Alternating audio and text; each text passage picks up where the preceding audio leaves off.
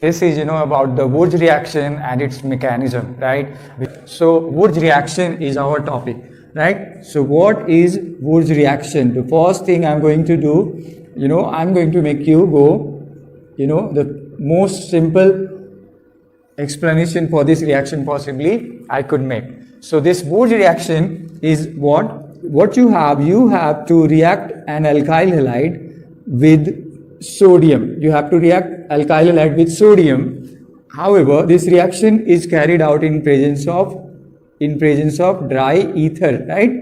Dry ether.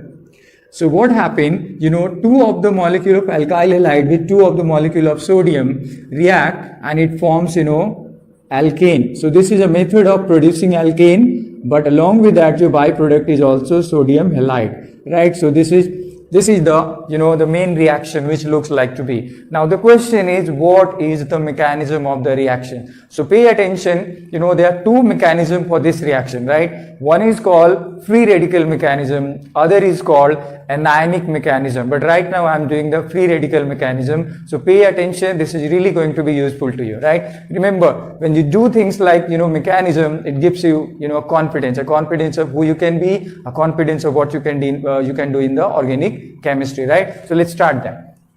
So the next thing, I'm intended to do is the mechanism of this reaction, right? So what happened here, in the step one, what happens, sodium, which is a highly active metal, what this mechanism was this mechanism is called free radical mechanism. Free radical mechanism. Forget about my spelling in case I'm, making mistakes here. Free radical mechanism.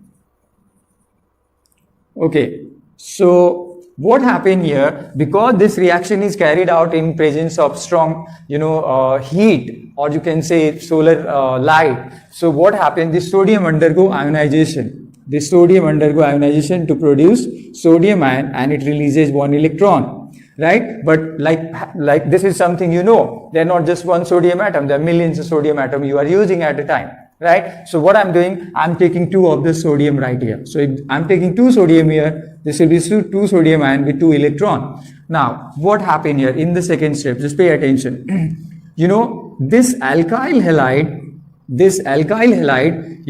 when comes in contact with the sodium ion, right? So what I'm taking here, I'm placing it 2 and then I'll place those both of the, sodium. So what you can see is that this species is a highly electropositive species and this is, really unstable. So what it will do, it will cause a heterolytic cleavage of this bond and this bond will undergo cleavage like this. So this will come out, as, R positive. You need to pay attention that this will be coming out as a R positive. How many R positive? Of course 2 R positive. And along with that you have your, 2NaX also coming up. 2NaX also coming up. So you get your byproduct. Now what happened then? These two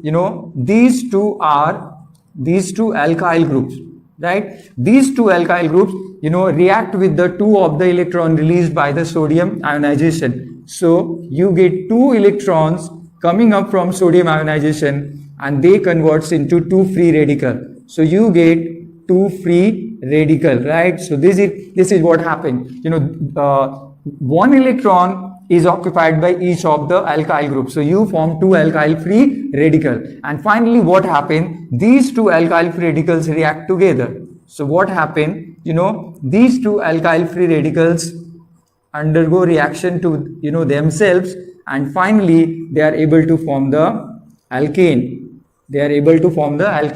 So I think this mechanism is quite simple, right? This mechanism is quite simple. I hope I made you go, though it's really late, it's way more than 11 o'clock right here I see, but I wanted to make this go. I hope this was helpful. This is called free radical mechanism. Let me repeat back what happened. First, there are thousands of sodium atoms in a crystal of sodium. So the sodium atoms are undergoing ionization due to the solar heat or the heat you are providing. So this produces 2 sodium ion, along with that electrons are released. Now sodium being highly electropositive, this attack to the alkyl halide, and because this is, this is quite hungry for electron, This is quite hungry for electrons. So what happened? This will settle with the electron of the halogen. So sodium go with the halogen and it stabilize themselves. And then, alkyl group is left with nothing but positive charge, right? And then because this is also unstable now, so it captures the, electron from the medium. These two alkyl group capture the electron from the medium and they both convert into alkyl free radical.